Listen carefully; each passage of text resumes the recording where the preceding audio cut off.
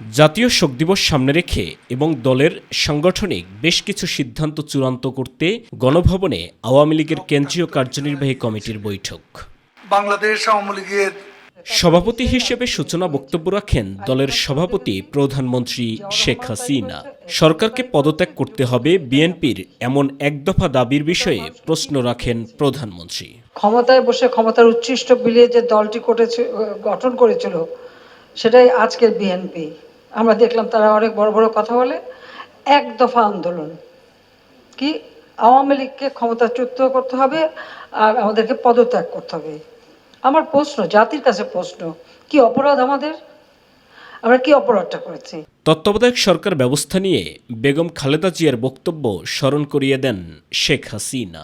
আমার প্রশ্ন বিএনপি নেতাদের কাছে এবং খালেদা জিয়ার কাছে, আজকে তত্ত্বাবধায়ক সরকারের জন্য তারা আন্দোলন করে।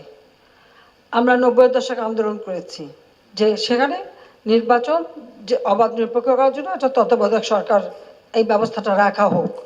খালেদা জিয়া তো তখন করে নাই, খালেদা জিয়া তো তখন রাখে নাই, তো কি জবাব দেবে বিএনপি এখন আন্দোলন যে করে? তাদের কি অধিকার আছে বলার? তাদের হাতে যখন সুযোগ ছিল তখন তারা করেনি। আমরা তো সমর্থন দিতে চেয়েছিলাম, তা আমরা এটা নিয়ে অনেকবার কথাও বলেছি। তখন খালেদা জিয়া কি বক্তৃতা দিয়েছিল আমি প্রশ্ন করি। আমাদের বিএনপির যে নেতা সারাদিন 3-4 জন মাইক লাগায় কথা বলে যাচ্ছে, তাদেরকে প্রশ্ন, তখন খালেদা জিয়া বলেছিল পাগলা শিশু ছাড়া কেউ নিরপেক্ষ নাই।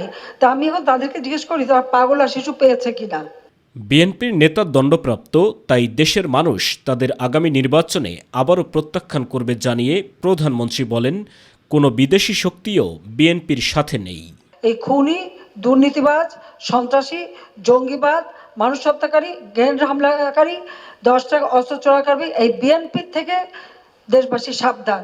তারা বলে যারা কি আন্তর্জাতিক শক্তি পায়, কোন শক্তি যা আছে সেটাই আমরা জানতে চাই। কোনো শক্তি নাই তাদের সাথে, লুটেরাদের সাথে কেউ থাকে না। উন্নয়ন অগ্রযাত্রা অব্যাহত রাখতে দেশের মানুষ আবারও আওয়ামী লীগকেই বিজয় করবে বলেও আশা প্রকাশ করেন প্রধানমন্ত্রী শেখ হাসিনা। জয় বাংলা, জয় বঙ্গবন্ধু বাংলাদেশ।